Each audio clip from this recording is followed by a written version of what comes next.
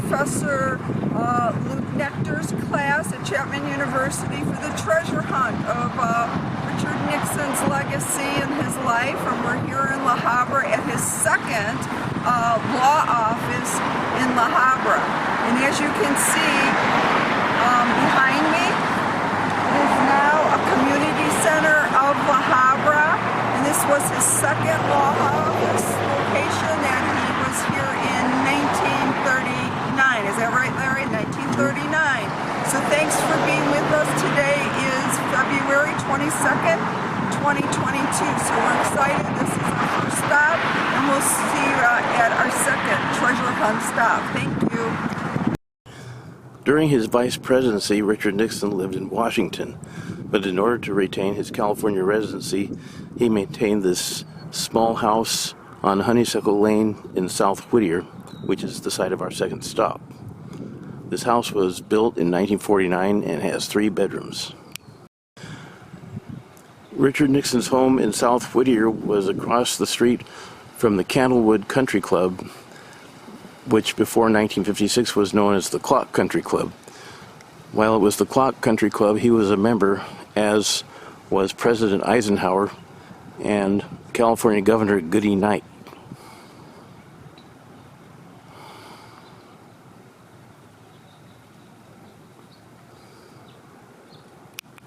Our third stop on our treasure hunt of Richard Nixon. And this is the house if Larry wants to take kind of a view over. It's a historic landmark because Frank and Hannah Nixon, the parents of Richard Nixon, moved here in this house in 1939. And the happy occasion was when Richard Nixon married our lovely Pat Ryan Nixon. The reception was in this house. If you look at the house and how pretty it is, it's 1926. What's the name of the street, Larry? Worsham Drive. 1926 Worsham Drive, and actually Larry lived just behind here, so that's why we were so fortunate to know all this history. It is so beautiful. So Larry, if we walk down here a little bit, you will be able to see Los Angeles. And we're walking down here. Larry, if you don't mind walking and just show the view of Los Angeles. And why is that so important is because even Richard Nixon, when he was a small child, all the way from Yorba Linda, would drive to this beautiful area of Los Angeles there to get fresh fruit and vegetables for the grocery store, for the market. So thank you for showing the picture and enjoying our third site of the home of Frank and Hannah Nixon in 1939. Thank you, Larry. Our fourth stop takes us to the site of the William Penn Hotel in downtown Whittier. This is where Richard Nixon began his political career when he launched his campaign for a seat in Congress in 1946. The hotel was demolished after it was badly damaged in a spectacular fire in 1979. Hello everybody, we're on our 5th stop, believe it or not, on our journey of Nixon's life for a young journey really in 1930s. He went 4 years here at the Whittier College. As you can see, the address here is 13406. We're on Philadelphia Street, and this is the actual site of the library. It's changed since then, but we're at the original site to give you an idea how he spent his 4 years at Whittier College. And remember, he started the Ornithorian Society, so a lot of fun stuff. Thank you. Hopefully you're enjoying our journey here on our treasure hunt. For our 6th stop, we visit the old Bank of America building in downtown Whittier. It is here where Richard Nixon, having newly graduated from law school in 1937, began his professional career when he joined the law firm of Bewley and Winger, located in this building. For our 7th stop, we go a couple of blocks up the street to the Nixon Steakhouse, which honors the 37th President of the United States in his own hometown. Our 8th stop is at the First Friends Church in Whittier, which is across the street from the William Penn Hotel, 1 block from the Nixon Steakhouse, and 2 blocks from his law office. Many of Whittier's business, social, and political elite were members of this church for several decades. The church's sanctuary used to be of red brick masonry, but as you can see, it is now in an architectural style that might be described as Burger King modern. Although the original sanctuary has been replaced, one of the original masonry buildings in the Gothic revival style still stands. Okay, here we are at Whittier High School. Very excited to share. This is number 9 on our treasure hunt, and for you to see the campus of Whittier High School and how exciting it is to know that Richard Nixon graduated from this high school, and even more important, his love of his life.